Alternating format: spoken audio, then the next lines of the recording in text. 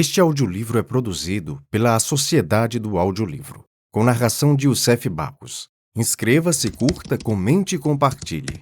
Se esse conteúdo foi útil, considere contribuir com qualquer quantia, para que todos os dias possamos trazer novos conteúdos e contribuir com a promoção da literatura. Uma boa leitura a todos.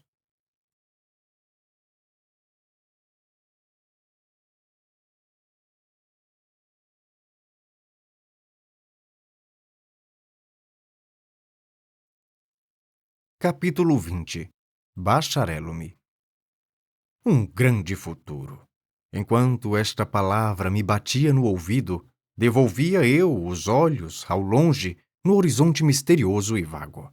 Uma ideia expelia outra, a ambição desmontava Marcela. Grande futuro? Talvez naturalista, literato, arqueólogo, banqueiro, político ou até bispo. Bispo que fosse, uma vez que fosse um cargo, uma preeminência, uma grande reputação, uma posição superior. A ambição, dado que fosse águia, quebrou nesta ocasião o ovo e desvendou a pupila fulva e penetrante. Adeus, amores. Adeus, Marcela, dias de delírio, joias sem preço, vida sem regime, adeus. Cá me vou as fadigas e a glória, deixo-vos as calcinhas da primeira idade.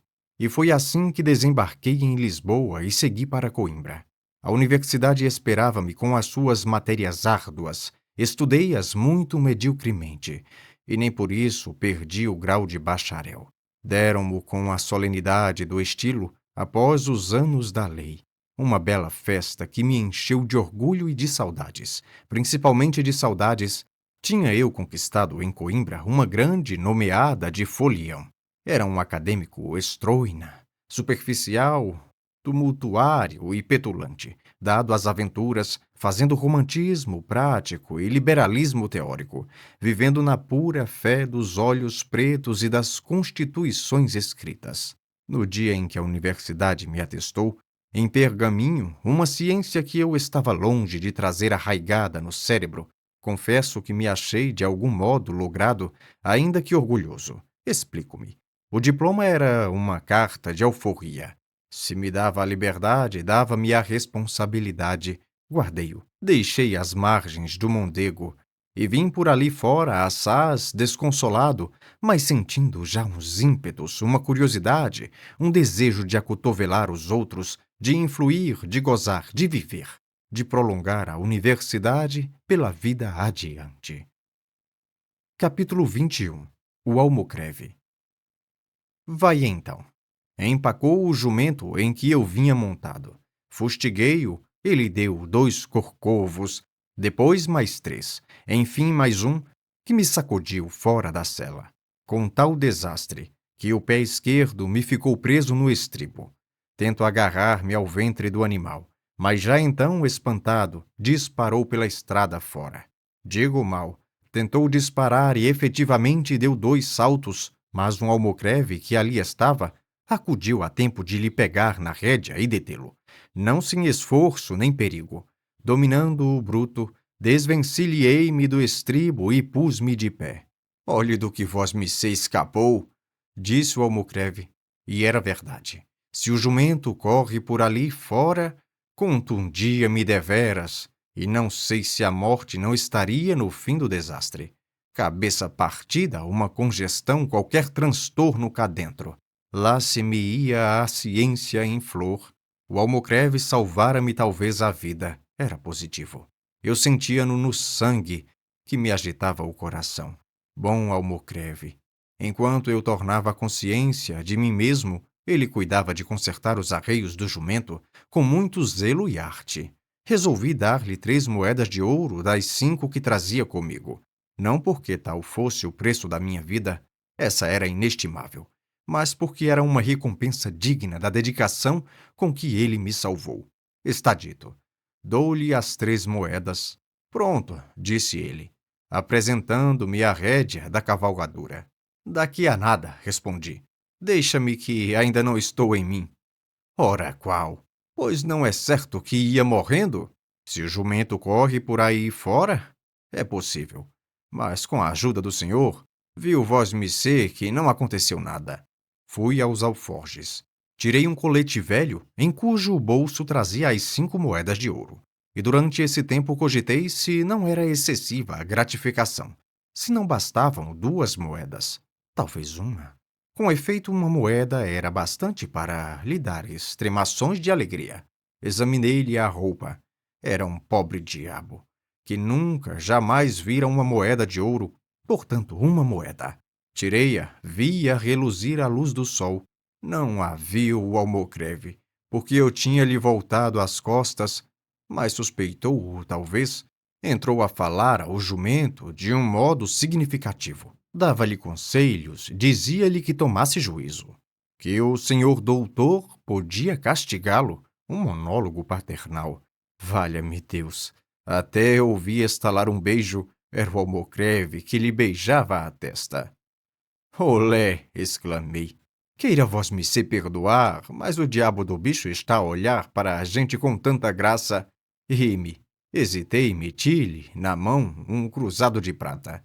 Cavalguei o jumento e segui a trote largo. Um pouco vexado. Melhor direi, um pouco incerto do efeito da pratinha. Mas a algumas braças de distância, olhei para trás. O almocreve fazia-me grandes cortesias, com evidentes mostras de contentamento. Adverti que devia ser assim mesmo. Eu pagara-lhe bem. Pagara-lhe talvez demais. Meti os dedos no bolso do colete que trazia no corpo e senti umas moedas de cobre. Eram os vinténs que eu devera ter dado ao almocreve, em lugar do cruzado em prata. Porque, enfim, ele não levou em mira nenhuma recompensa ou virtude. Cedeu a um impulso natural, ao temperamento, aos hábitos do ofício.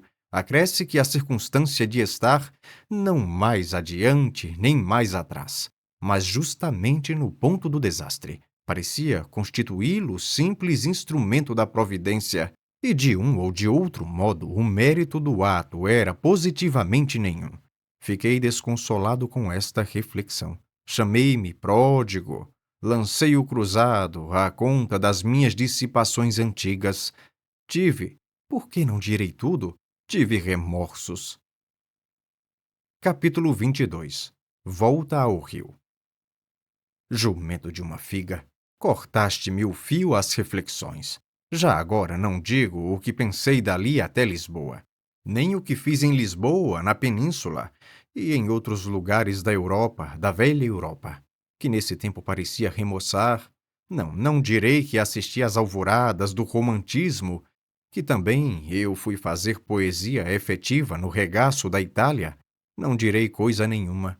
Teria de escrever um diário de viagem e não umas memórias como estas são, nas quais só entra a substância da vida. Ao cabo de alguns anos de peregrinação, atendi às súplicas de meu pai. Vem, dizia ele na última carta. Se não vieres depressa, acharás tua mãe morta. Esta última palavra foi para mim um golpe. Eu amava minha mãe. Tinha ainda diante dos olhos as circunstâncias da última bênção que ela me dera a bordo do navio. Meu triste filho, nunca mais te verei, soluçava a pobre senhora apertando-me ao peito, e estas palavras ressoavam-me agora como uma profecia realizada. Note-se que eu estava em Veneza, ainda recendente aos versos de Lord Byron. Lá estava mergulhado em pleno sonho, revivendo o pretérito, crescendo-me na sereníssima república. É verdade. Uma vez aconteceu-me perguntar ao locandeiro se o Doge ia a passeio nesse dia. Que Doge, senhor mio? Caí em mim, mas não confessei a ilusão. Disse-lhe que a minha pergunta era um gênero de charada americana. Ele mostrou compreender e acrescentou que gostava muito das charadas americanas. Era um locandeiro. Pois deixei tudo isso, o locandeiro, o Doge, a ponte dos suspiros, a gôndola, os versos do Lorde, as damas do Rialto. Deixei tudo e disparei como uma bala na direção do Rio de Janeiro. Vim, mas não alonguemos este capítulo, às vezes esqueço-me a escrever e a pena vai comendo o papel, com grave prejuízo meu que sou autor. Capítulos compridos quadram melhor a leitores pesadões. E nós não somos um público em fólio, mas em 12, pouco texto, larga margem, tipo elegante, corte dourado e vinhetas. Não, não alonguemos o capítulo. Capítulo 23. Triste, mas curto. Vim. Não nego que ao visitar a cidade natal, tive uma sensação nova. Não era efeito da minha pátria política, era o do lugar, da infância, a rua, a torre, o chafariz da esquina, a mulher de mantilha, o preto do ganho, as coisas e cenas da meninice, buriladas na memória, nada menos que uma renascença, o espírito como um pássaro. Não se lhe deu da corrente dos anos, arrepiou o vôo na direção da fonte original e foi beber da água fresca e pura, ainda não mesclada, no enxurro da vida. Reparando bem, há aí um lugar comum. Outro lugar comum, tristemente comum, foi uma consternação da família. Meu pai abraçou-me com lágrimas. Tua mãe não pode viver, disse-me. Com efeito, não era já o reumatismo que a matava. Era um cancro no estômago. A infeliz padecia de um modo cru, porque o cancro é indiferente às virtudes do sujeito. Quando rói. Roer é seu ofício. Minha irmã Sabina, já então casada com o Coutrin, andava a cair de fadiga, pobre moça. Dormia 3 horas por noite, nada mais. O próprio tio João estava abatido e triste. Dona Eusébia e algumas outras senhoras lá estavam também, não menos tristes e não menos dedicadas. Meu filho, a dor suspendeu por um pouco as tenazes. Um sorriso alumiou o rosto da enferma, sobre o qual a morte batia a asa eterna. Era menos um rosto do que uma caveira. A beleza passara, como um dia brilhante, restavam os ossos, que não emagrecem nunca. Mal poderia conhecê-la. Havia 8 ou 9 anos que não nos víamos. Ajoelhado ao pé da cama, com as mãos dela entre as minhas, fiquei mudo e quieto, sem ousar falar, porque cada palavra seria um soluço, e nós temíamos avisá-la do fim. Vão temor. Ela sabia que estava prestes a acabar. Disse-mo. Verificamo-lo na seguinte manhã. Longa foi a agonia, longa e cruel, de uma crueldade minuciosa, fria, repisada, que me encheu de dor e estupefação. Era a primeira vez que eu via morrer alguém. Conhecia a morte de outiva. Quando muito, tinha-a visto, já petrificada no rosto de algum cadáver que acompanhei ao cemitério, ou trazia-lhe a ideia embrulhada nas amplificações de retórica dos professores de coisas antigas, a morte aleivosa de César, a austera de Sócrates, a orgulhosa de Catão. Mas esse duelo do ser e do não ser, a morte em ação dolorida, contraída, convulsa, sem aparelho político ou filosófico, a morte de uma pessoa amada. Essa foi a primeira vez que a pude encarar. Não chorei. Lembra-me que não chorei durante o espetáculo. Tinha os olhos estúpidos, a garganta presa, a consciência boquiaberta. Que uma criatura tão dócil, tão meiga, tão santa, que nunca jamais fizera verter uma lágrima de desgosto, mãe carinhosa, esposa imaculada, era a força que morresse assim, trateada, mordida pelo dente tenaz de uma doença sem misericórdia. Confesso que tudo aquilo me pareceu obscuro, incongruente, insano. Triste capítulo. Passemos a outro mais alegre. Capítulo 24. Curto, mas alegre. Fiquei prostrado, e contudo era eu, nesse tempo, um fiel compêndio de trivialidade e presunção. Jamais o problema da vida e da morte me oprimia o cérebro.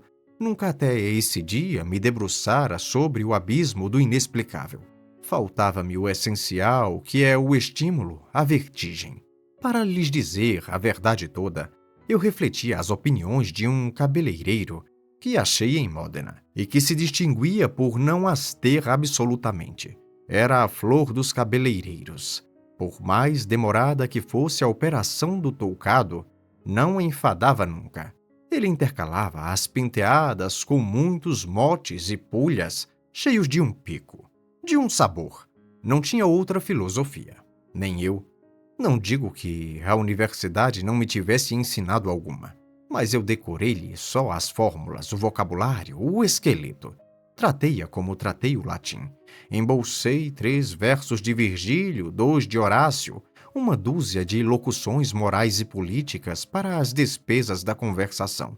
Tratei-os como tratei a história da jurisprudência, colhi de todas as coisas a fraseologia, a casca, a ornamentação. Talvez espante ao leitor a franqueza com que lhe exponho e realço a minha mediocridade. Advirta que a franqueza é a primeira virtude de um defunto.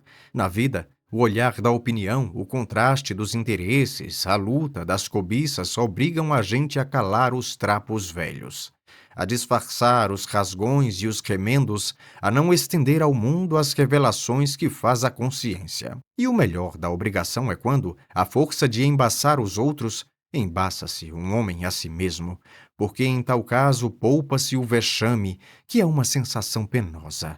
É a hipocrisia, que é um vício hediondo. Mas na morte, que diferença! Que desabafo, que liberdade!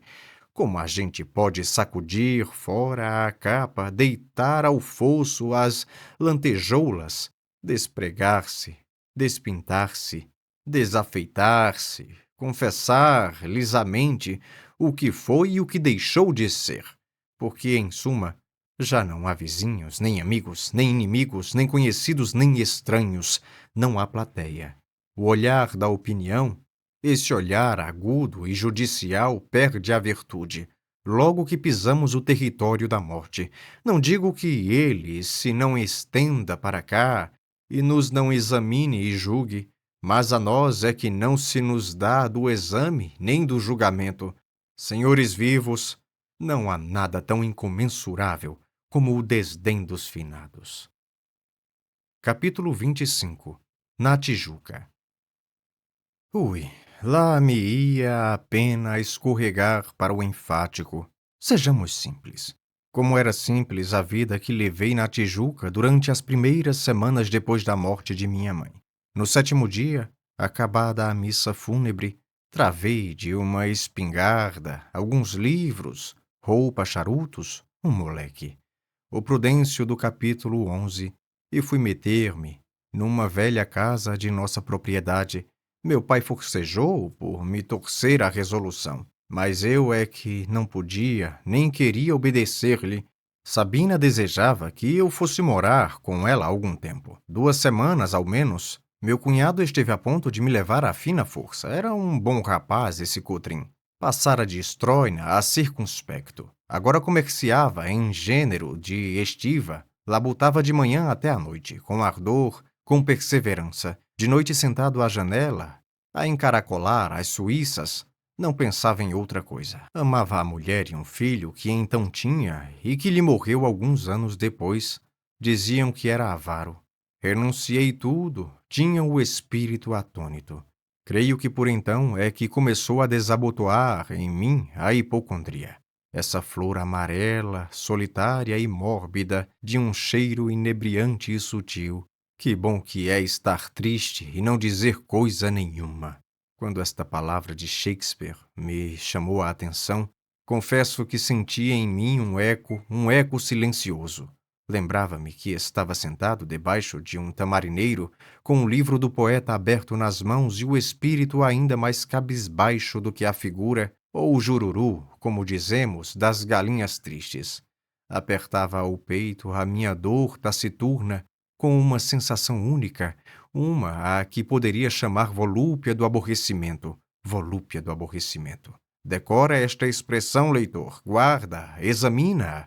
E se não chegares a entendê-la, podes concluir que ignoras uma das sensações mais sutis desse mundo e daquele tempo. Às vezes caçava, outras dormia, outras lia. Lia muito. Outras, enfim, não fazia nada. Deixava-me atuar de ideia em ideia, de imaginação em imaginação, como uma borboleta vadia ou faminta. As horas iam pingando uma a uma, o sol caía, as sombras da noite velavam a montanha e a cidade. Ninguém me visitava. Recomendei expressamente que me deixassem só.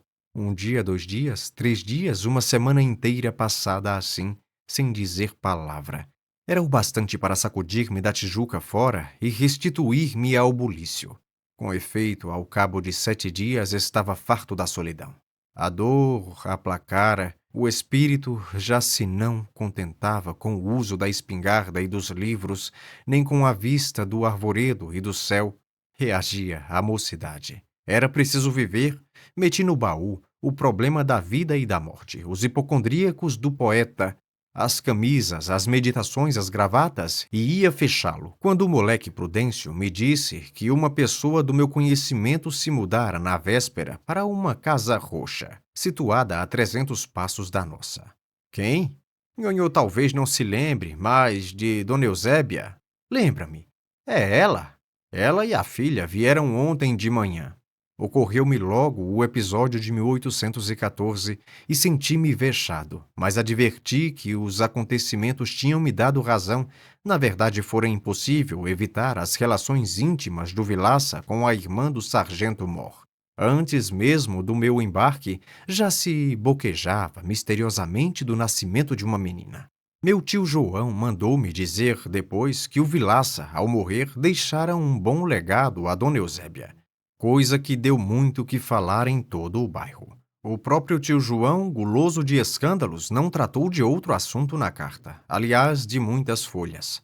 Tinha-me dado razão aos acontecimentos, ainda porém que má não dessem, 1814 lá ia longe, e com ele a travessura, e o Vilaça, e o beijo da moita. Finalmente, nenhumas relações estreitas existiam entre mim e ela. Fiz comigo essa reflexão e acabei de fechar o baú. Nhonhô não vai visitar-se a Dona Eusébia? Perguntou-me o Prudêncio. Foi ela quem vestiu o corpo da minha defunta senhora. Lembrei-me que a vira, entre outras senhoras, por ocasião da morte e do enterro. Ignorava, porém, que ela houvesse prestado à minha mãe esse derradeiro obséquio. A ponderação do moleque era razoável. Eu devia-lhe uma visita. Determinei fazê-la imediatamente e descer. Capítulo 26. O autor hesita. Súbito ouço uma voz. Olá, meu rapaz, isto não é vida. Era meu pai que chegava com 2 propostas na algibeira. Sentei-me no baú e recebi-o sem alvoroço. Ele esteve alguns instantes de pé a olhar para mim, depois estendeu-me a mão com um gesto comovido. Meu filho, conforma-te com a vontade de Deus. Já me conformei, foi a minha resposta, e beijei-lhe a mão. Não tinha almoçado. Almoçamos juntos. Nenhum de nós aludiu ao triste motivo da minha reclusão. Uma só vez falamos nisso, de passagem, quando meu pai fez recair a conversa na regência. Foi então que aludiu à carta de pêsames que um dos regentes lhe mandara. Trazia a carta consigo já bastante amarrotada, talvez por havê-la lido a muitas outras pessoas. Creio haver dito que era de um dos regentes. Leu-ma 2 vezes. Já lhe fui agradecer este sinal de consideração, concluiu meu pai. E acho que deves ir também. Eu? Tu. É um homem notável, faz hoje as vezes de imperador. Demais trago comigo uma ideia, um projeto ou... Sim, digo-te tudo. Trago 2 projetos, um lugar de deputado e um casamento. Meu pai disse isto com pausa, e não no mesmo tom, mas dando às palavras um jeito e disposição cujo fim era cavá-las mais profundamente no meu espírito. A proposta, porém, desdizia tanto das minhas sensações últimas que eu cheguei a não entendê-la bem. Meu pai não fraqueou a repetia, encareceu o lugar e a noiva. Aceitas? Não entendo de política, disse eu de um instante. Quanto à noiva, deixe-me viver como um urso que sou. Mas ursos casam-se, replicou ele. Pois traga-me uma ursa. Olhe, a ursa maior. Riu-se meu pai, e depois de rir tornou a falar sério. Era-me necessária a carreira política, dizia ele. por 20 e tantas razões que deduziu com singular volubilidade, ilustrando-as com exemplos de pessoas do nosso conhecimento. Quanto à noiva, bastava que eu a visse. Se a visse, iria logo pedi-la ao pai, logo sem demora de um dia. Experimentou assim a fascinação, depois a persuasão, depois a intimação. Eu não dava resposta. Afiava a ponta de um palito ou fazia bolas de miolo de pão, a sorrir ou a refletir. E, para tudo dizer, nem dócil nem rebelde à proposta. Sentia-me aturdido. Uma parte de mim mesmo dizia que sim, que uma esposa formosa e uma posição política eram bens dignos de apreço. Outra dizia que não. E a morte de minha mãe me aparecia como um exemplo da fragilidade das coisas, das afeições, da família. Não vou daqui sem resposta definitiva, disse meu pai. Definitiva, repetiu, batendo as sílabas com o dedo. Bebeu o último gole de café. Repoltreou-se e entrou a falar de tudo, do Senado, da Câmara, da regência, da restauração, do Evaristo, de um coche que pretendia comprar, de nossa casa, de mata-cavalos. Eu deixava-me estar ao canto da mesa a escrever desvairadamente num pedaço de papel com uma ponta de lápis. Traçava uma palavra, uma frase, um verso, um nariz, um triângulo e repetia-os muitas vezes sem ordem, ao acaso, assim. Arma virunque cano, arma virunque cano, arma virunque cano. Arma virunque cano, virunque. Maquinalmente tudo isto. E não obstante, havia certa lógica, certa dedução. Por exemplo, foi o virunque que me fez chegar ao nome do próprio poeta. Por causa da primeira sílaba, ia a escrever virunque e saía-me Virgílio. Então continuei Virgílio, Virgílio, Virgílio, Virgílio, Virgílio. Meu pai, um pouco despeitado com aquela indiferença, ergueu-se, veio a mim, lançou os olhos ao papel. Virgílio? Exclamou. És tu, meu rapaz. A tua noiva chama-se justamente Virgília. Capítulo 27. Virgília? Virgília? Mas então era a mesma senhora que alguns anos depois... A mesma. Era justamente a senhora que em 1869 devia assistir aos meus últimos dias e que antes, muito antes, teve larga parte nas minhas mais íntimas sensações. Naquele tempo contava apenas uns 15 ou 16 anos, era talvez a mais atrevida criatura da nossa raça, e com certeza a mais voluntariosa. Não digo que lhe coubesse a primazia da beleza entre as mocinhas do tempo, porque isto não é romance, em que o autor sobredoura a realidade e fecha os olhos a sardas e espinhas, mas também não digo que lhe maculasse o rosto nenhuma sarda ou espinha. Não.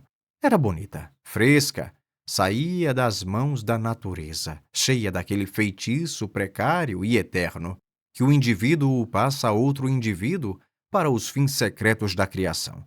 Isto era Virgília. E era clara, muito clara, faceira, ignorante, pueril, cheia de uns ímpetos misteriosos, muita preguiça e alguma devoção. Devoção ou talvez medo, creio que medo.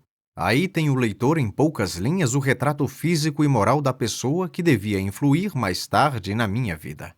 Era aquilo com 16 anos.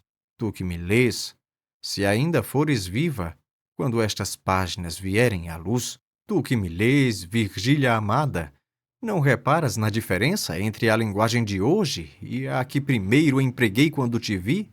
Crê que era tão sincero então como agora. A morte não me tornou rabugento, nem injusto. Mas dirás tu, como é que podes assim discernir a verdade daquele tempo e exprimi-la depois de tantos anos? Ah, indiscreta! Ah, ignorantona! Mas é isso mesmo que nos faz senhores da terra. É esse poder de restaurar o passado, para tocar a instabilidade das nossas impressões e a vaidade dos nossos afetos. Deixa lá dizer Pascal que o homem é um caniço pensante. Não, é uma errata pensante, isso sim. Cada estação da vida é uma edição, que corrige a anterior, e que será corrigida também até a edição definitiva que o editor dá de graça aos vermes. Capítulo 28. Contanto que... Virgília? interrompi eu. Sim, senhor, é o nome da noiva. Um anjo, meu pateta, um anjo sem asas. Imagina uma moça assim, desta altura, viva como um azougue e uns olhos. Filha do Dutra. Que Dutra? O conselheiro Dutra, não conheces? Uma influência política. Vamos lá, aceitas? Não respondi logo. Fitei por alguns segundos a ponta do boletim. Declarei depois que estava disposto a examinar as duas coisas, a candidatura e o casamento, contanto que, contanto que não fique obrigado a aceitar as duas. Creio que posso ser separadamente homem casado ou homem público. Todo homem público deve ser casado, interrompeu sentenciosamente meu pai. Mas seja como queres. Estou por tudo. Fico certo de que a vista fará fé. Demais a noiva e o parlamento são a mesma coisa. Isto é, não. Saberás depois. Vá, aceito a dilação, contanto que. Contanto que. Interrompi eu, imitando-lhe a voz. Ah, brejeiro! Contanto que não te deixes ficar aí inútil, obscuro e triste. Não gastei dinheiro, cuidados, empenhos, para te não ver brilhar como deves, e te convém, e a todos nós. É preciso continuar o nosso nome, continuá-lo e ilustrá-lo ainda mais. Olha, estou com uns 60 anos, mas se fosse necessário começar vida nova, começava, sem hesitar, um só minuto. Teme a obscuridade, Brás. Foge do que é ínfimo. Olha que os homens valem por diferentes modos e que o mais seguro de todos é valer pela opinião dos outros homens. Não estragues as vantagens da tua posição, dos teus meios. E foi por diante o mágico. A agitar diante de mim um chocalho, como me faziam em pequeno, para eu andar depressa, e a flor da hipocondria recolheu-se ao botão para deixar a outra flor menos amarela e nada mórbida, o amor da nomeada, o emplasto Brás Cubas. Capítulo 19. A visita. Vencera meu pai. Dispus-me a aceitar o diploma e o casamento, Virgília e a Câmara dos Deputados. As duas Virgílias, disse ele num assomo de ternura política. Aceitei-os. Meu pai deu-me 2 fortes abraços. Era o seu próprio sangue que ele, enfim, reconhecia. Desces comigo? Desço amanhã. Vou fazer primeiramente uma visita a Dona Eusébia. Meu pai torceu o nariz, mas não disse nada. Despediu-se e desceu. Eu, na tarde desse mesmo dia, fui visitar Dona Eusébia. Achei-a repreender um preto jardineiro, mas deixou tudo para vir falar-me. Com um alvoroço, um prazer tão sincero que me desacanhou logo. Creio que chegou a cingir-me com o seu par de braços robustos. Fez-me sentar ao pé de si na varanda, entre muitas exclamações de contentamento. Ora, o Brasinho, um homem, quem diria, há anos? Um homenzarrão, é bonito, qual? Você não se lembra de mim? Disse-lhe que sim.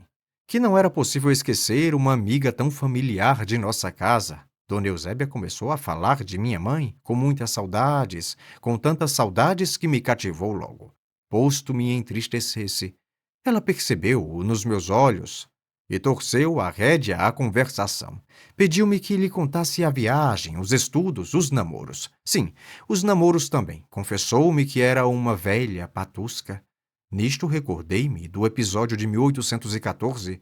Ela, o vilaça, a moita, o beijo, o meu grito. E estando a recordá-lo, ouço um ranger de porta, um farfalhar de saias e esta palavra: mamãe, mamãe. Capítulo 30. A flor da moita. A voz e as saias pertenciam a uma mocinha morena, que se deteve à porta alguns instantes, ao ver gente estranha. Silêncio curto e constrangido. Dona Eusébia quebrou-o, enfim, com resolução e franqueza. Vem cá, Eugênia, disse ela. Cumprimenta o doutor Brás Cubas, filho do senhor Cubas, veio da Europa. E voltando-se para mim, minha filha Eugênia. Eugênia, a flor da moita. Mal respondeu ao gesto de cortesia que lhe fiz, olhou-me admirada e acanhada, e lentamente se aproximou da cadeira da mãe. A mãe arranjou-lhe umas das tranças no cabelo cuja ponta se desmanchara. Ah, travessa, dizia. Não imagina, doutor, o que isto é. E beijou-a com tão expansiva ternura que me comoveu um pouco. Lembrou-me de minha mãe e... direi tudo. Tive umas cócegas de ser pai. Travessa? Disse eu. Pois já não está em idade própria, ao que parece. Quantos lhe dá? 17. Menos um. 16. Pois então, é uma moça. Não pôde Eugênia encobrir a satisfação que sentia com esta minha palavra.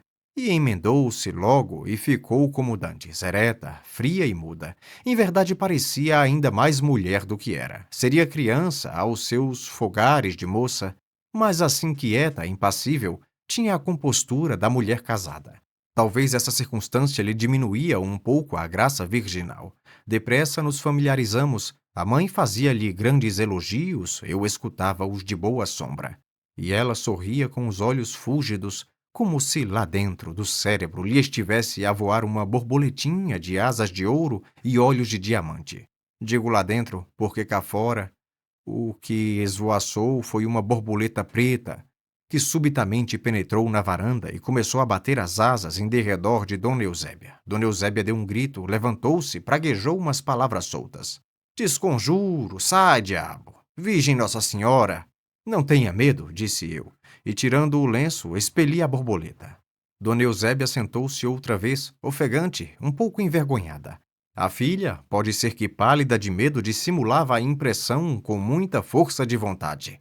Apertei-lhes a mão e saí, a rir comigo da superstição das duas mulheres. Um rir filosófico, desinteressado, superior. De tarde, vi passar a cavalo a filha de Dona Eusébia, seguida de um pajem.